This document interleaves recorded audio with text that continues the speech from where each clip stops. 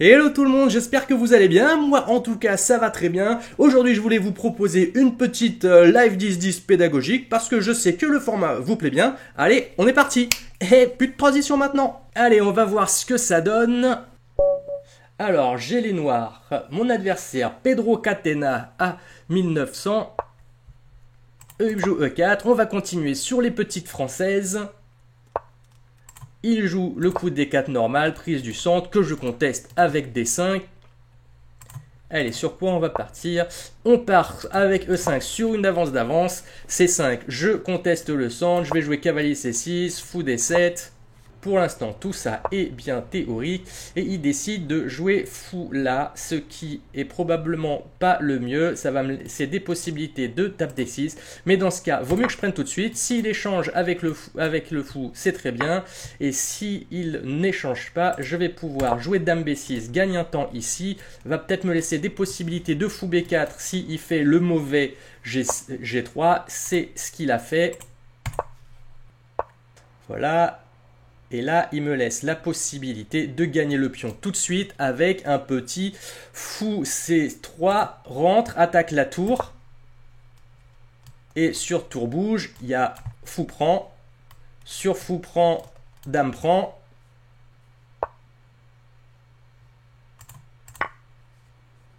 Menace le deuxième pion qui est ici sur échec. Alors là, il espère gagner quelque chose. Néanmoins, il va juste perdre un deuxième pion, je crois. Hein. Parce que sur fou prend, il a pion prend, mais sauf que dame prend sur échec. Je vais gagner un deuxième pion. Et là, j'ai même envie de sortir Kenshiro. Hein. Parce que j'ai deux pions. On va échanger les dames. Sa structure va être... Ah, il décide de ne pas échanger les dames. Et je pense que là, je gagne encore un pion. Parce que sur cavalier prend, dame prend.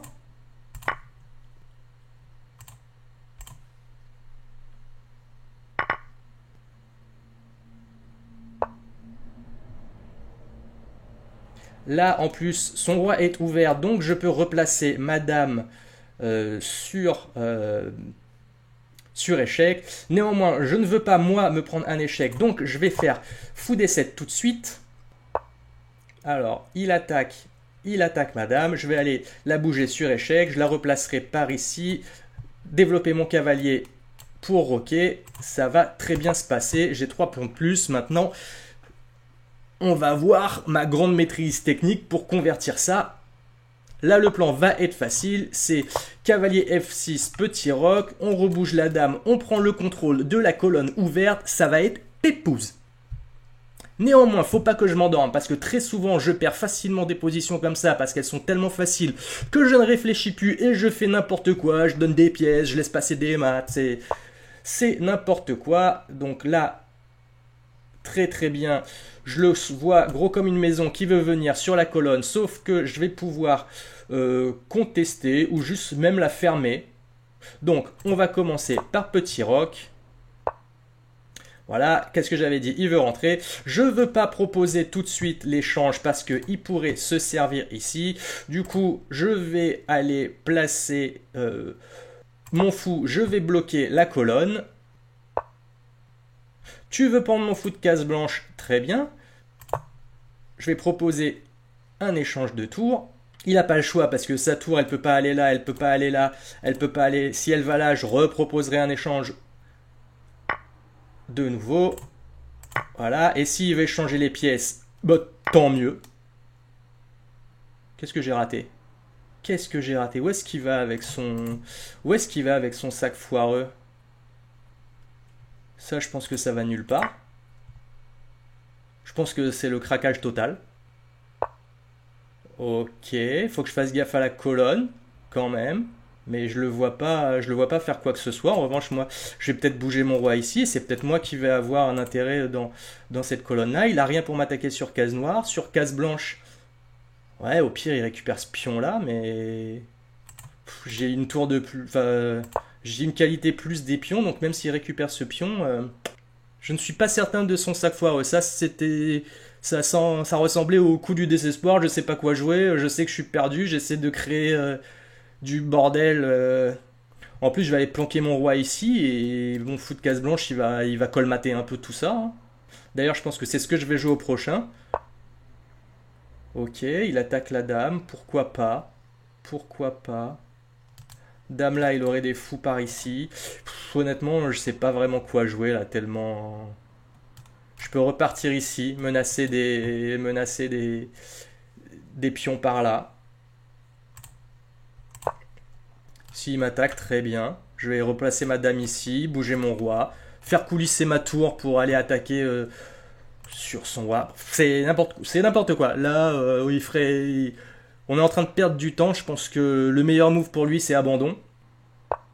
Ok, il a des entourloupes ici. Bah, je vais pas lui laisser le pion. S'il rentre là, il peut pas rentrer là, il peut pas rentrer là parce que c'est contrôlé par la tour. Au pire, il rentrerait ici. Et même là, une fois qu'il est là, il peut pas rentrer là, il peut pas rentrer là. Donc, je vais protéger mon pion. Ce pion-là n'est pas attaqué. Je sais pas ce que va faire sa dame. Et puis, bah, comme je disais, son cavalier va aller probablement ici pour attaquer ce pion-là une deuxième fois. Ici, il ferait pas grand-chose. Je pourrais le prendre. Ici, il peut pas. Bref. Voilà, il faut juste que je fasse gaffe à pas rater des chipots comme celui-ci. Néanmoins, ça va nulle part. Alors, où je mets mon roi? Peut-être pas sur cette colonne, parce que comme je veux jouer ici, ça m'empêcherait de le faire. Il peut pas rentrer là, il peut pas rentrer là, il peut pas rentrer là. Sur case blanche, j'ai mon fou qui protège. Donc, je vais mettre mon roi ici. Je vais jouer ça au prochain. Malheureusement, je me bloque ce que je voulais faire avec la tour tout à l'heure. Mais, ouais. Ouais, bah c'est ce que je disais tout à l'heure. Il va effectivement vouloir bouger avec sa dame, sauf qu'elle peut pas rentrer là, elle peut pas rentrer là. Son cavalier, il veut faire du sac ici. Mais ouais, d'accord. Alors moi, je vais jouer ce que j'avais prévu. Pion ici, menace mat, attaque le cavalier. Il l'a complètement raté. Merci, monsieur, dame.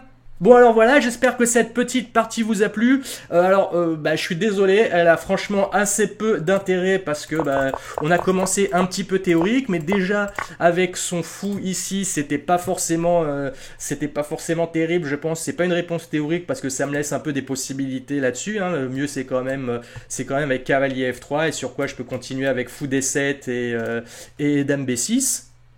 Donc néanmoins très vite j'ai pu mettre un petit peu la pression sur la colonne, prendre la colonne. En plus son fianchetto et ses trous alors que j'ai encore mon fou de case noire, c'est probablement pas terrible. Je regarde vite fait un petit coup d'analyse pour voir si j'ai fait des grosses conneries ou pas. Apparemment non, nice, partie parfaite, hein, 0 imprécision, 0 erreur, 0 gaffe, ça c'est cool. Bon alors j'espère quand même que la petite partie vous a plu. Bon mais en fait finalement je suis très content, la petite partie parfaite qui fait bien plaisir. Même si clairement assez rapidement on a vu que j'avais pris un avantage certain avec ses coups du début. Et plus après son craquage complet, on sait pas pourquoi il envoie la qualité pour un truc qui au final n'a servi à rien. Donc si ça vous a plu, n'hésitez pas à me le dire dans les commentaires. Je sais que le petit format du live pédagogique de 10-10 plaît bien. Comme d'hab, le petit pouce, l'abonnement, le partage, ça aide, ça fait plaisir. Pensez à la petite cloche pour ne rien rater. Et en attendant, je vous souhaite une bonne journée, des bonnes parties. C'était Fred Camaro. Out.